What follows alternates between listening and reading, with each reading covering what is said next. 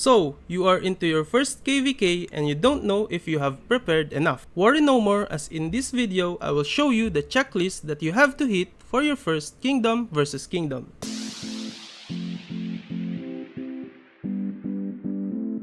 Number 1 in the list is City Hall level 25.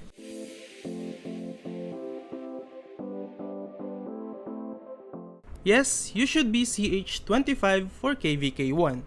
If you are on City Hall 24, your max troop capacity will only be at 180,000, even if you have a max commander at level 60. And that 20,000 troop difference will be a huge factor in determining your trades and damage in fights. Number 2 is max commander or commanders.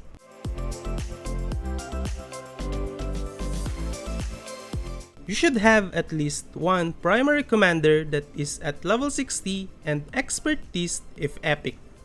And as the same reason as earlier, there will be a troop count difference if you are not at max level. And another thing here is the talent. You want as much as talent points, as this will give us a lot of stats and buffs. Number 3. This will also be about troop unit capacity. It is the army expansions.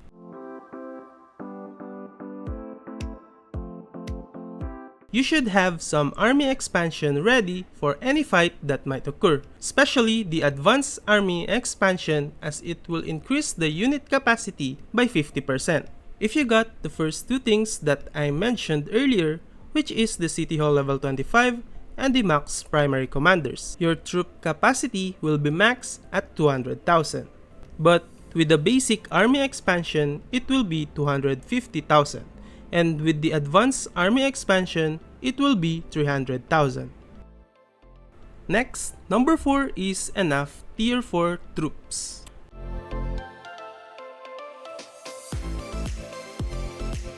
With all that talk with unit capacity and such, it won't matter if we don't have the actual troops. Your minimum troop count should be at least 300,000 for a single troop type. For example, if you are an infantry main, you should have at least 300,000 tier 4 infantry with 1 march, and 600,000 tier 4 infantry if you plan to do 2 march. And if you are wondering if you should do 1 infantry march and 1 cavalry march or archer march, it will depend on your military technology research and equipments. We will talk more about that in another video, but for now, let's move on to the next one. Number 5 in the list is the equipments.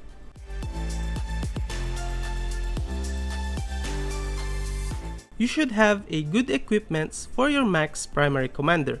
For example, I have a full windswept set here.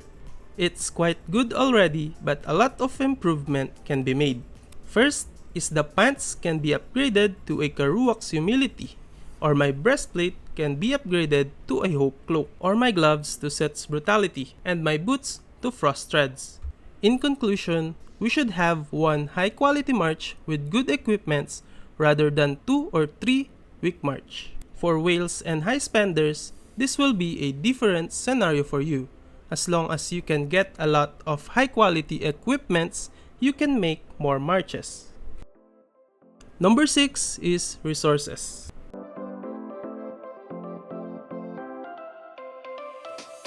This is one of the most important thing in KVK.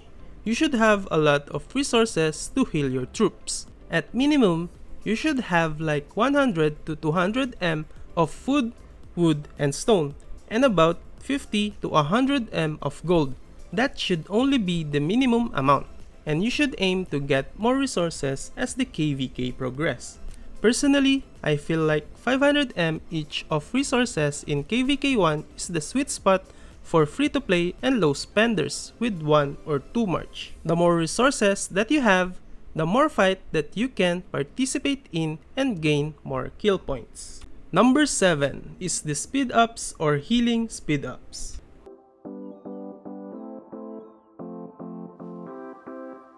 Same as the resources, this is one of the most important thing in KVK.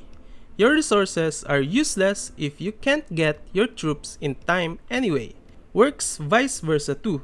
Healing speed ups are useless if you don't have the resources to heal your troops, so I think these two are vital in making our KVK successful. The minimum amount of speed ups that you should have should be at least 50 to 100 days for free to play and low spenders to be able to participate in a lot of fights. Again, for whales and high spenders, you should have more than that. Number 8 are teleports.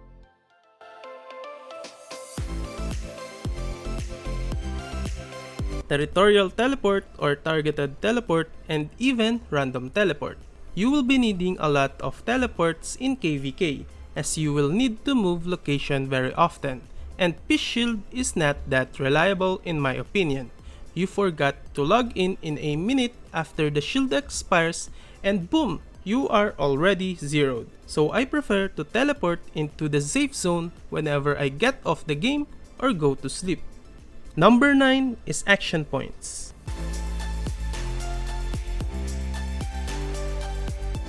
You should have a lot of action points saved up for KVK, especially for Marauders, or even for KVK Barbarian for honor points. It's all up to you where you spend it, but you should have saved up a lot for KVK. Personally, all of my action points will go to Marauders grinding. Number 10. Good military technology.